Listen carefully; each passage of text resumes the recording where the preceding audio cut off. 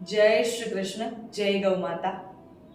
જ્યારે આપણને મનમાં એવા વિચારો આવે કે આપણા ઘરમાં કલેહ વધી રહ્યા છે, કંકાશ વધી રહ્યા છે, કારણ વગર કંકાશ થઈ રહ્યા છે, કોઈ પણ કારણ નથી તો પણ એ નાની એવી વાત એ કલેહનું સ્વરૂપ લઈ રહી છે. એકબીજાના મનનો ભાવ સમજી શકતા નથી, એકબીજાના મનનો પ્રેમ સમજી શકતા નથી, એકબીજા પ્રત્યે માન સન્માન નથી. અને જ્યારે જ્યારે બહારથી ઘરમાં આવીએ છીએ ત્યારે અશાંતિ જેવું મન થઈ જાય છે. મનમાં એવી અશાંતિ પ્રગટ થાય છે કે જે ક્યારેય એવી અશાંતિ થઈ નથી. ઘરમાં આવવાની ઈચ્છા જ થતી નથી. ઘરથી બહાર જઈએ તો આપણે શાંત છીએ, પ્રેમ ભાવ છે, સ્નેહ ભાવ છે, માન સન્માન છે એકબીજા પ્રત્યે.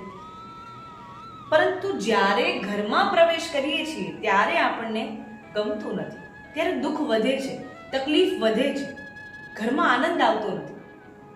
તો એ બધી વાતનું કારણ શું હોઈ શકે?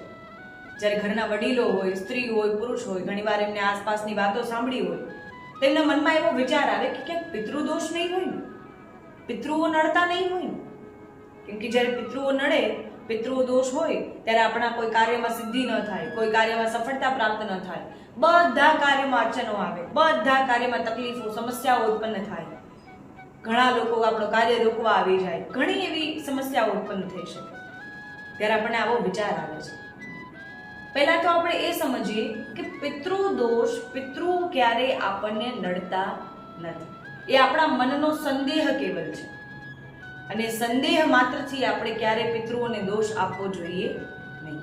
આપણે વિચાર કરવો જોઈએ કે આપણા પૂર્વજો છે, એ આપણા દાદા, પરદાદા, પરદાદાના પણ પરદાદા, એ આપણા જ પૂર્વજો છે.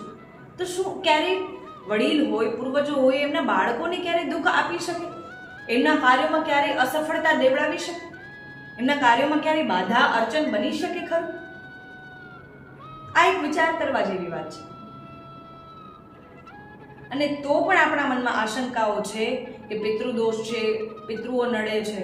તો આપણે એ કોઈ પણ પ્રકારનો આપણા મનમાં એવો ભાવ હોય તો એ ભાવને આપણે દૂર કઈ રીતે કરવું?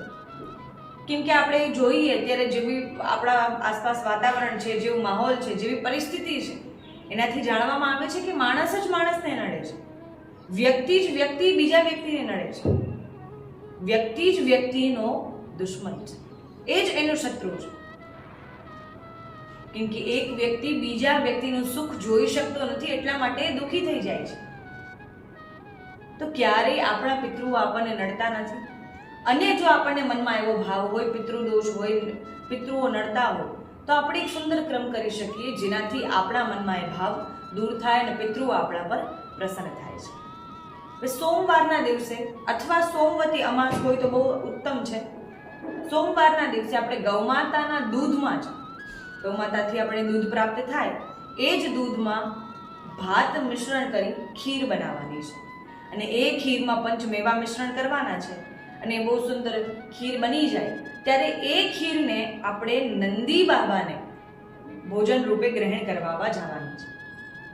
એ ખીર જ્યારે નંદી બાબા ગ્રહણ કરે છે ત્યારે નંદી બાબાને આપણે ત્યાં ઉભા રહી નંદી બાબાની જાપમાલા કરતું રહેવાનું, મનમાં નંદી બાબાનું સ્મરણ કરવાનું. ઓમ શ્રી ગૌ નંદીશ્વરાય નમઃ, ઓમ શ્રી ગૌ નંદીશ્વરાય નમઃ.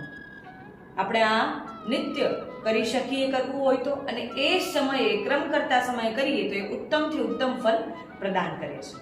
ત્યારે આપણે આ મનમાં નંદી બાબાનું સ્મરણ શરૂ રાખવાનું છે.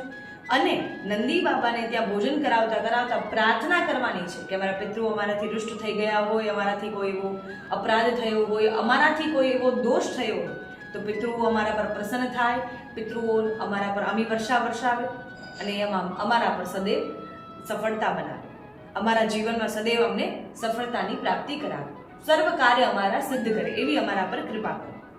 નંદી બાબાને એ રીતે પ્રણામ કરી, એ રીતે પ્રાર્થના કરવાની છે. અને 3 સોમવાર સુધી આ ક્રમ કરવાનો છે.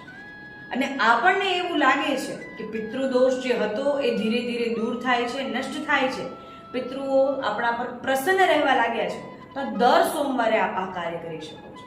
એમાં કોઈ ખોટું નથી, એમાં કોઈ પણ પ્રકારનું બીજો કોઈ પણ કાર્ય નથી. આપણે કેવલ અને કેવલ નંદી બાબાને ખીર ખવડાવી, એમને ભોજન કરાવી અને નંદી બાબાનો પ્રાર્થના કરવાની છે. જ્યારે જ્યારે જીવ ગૌસેવાની નિકટ આવે છે ગૌમાતાના નિકટ જાય છે ત્યારે ત્યારે સદૈવ પિતૃઓ એના પણ પ્રસન્ન થાય છે. એમાં કોઈ સંદેહ નથી. પિતૃઓના આત્માને શાંતિ પ્રદાન થાય છે, એમને મોક્ષ થાય છે, એમને ગોલોક ધામની પ્રાપ્તિ થાય છે.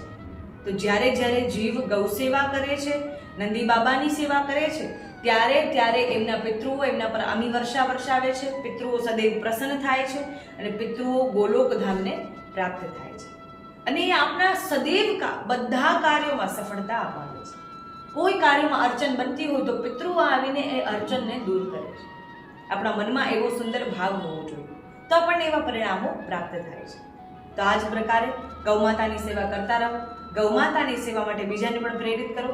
ગૌમાતા નંદી બાબા આપનું અવશ્ય કલ્યાણ કરશે. જય શ્રી કૃષ્ણ, જય ગિરિરાજ.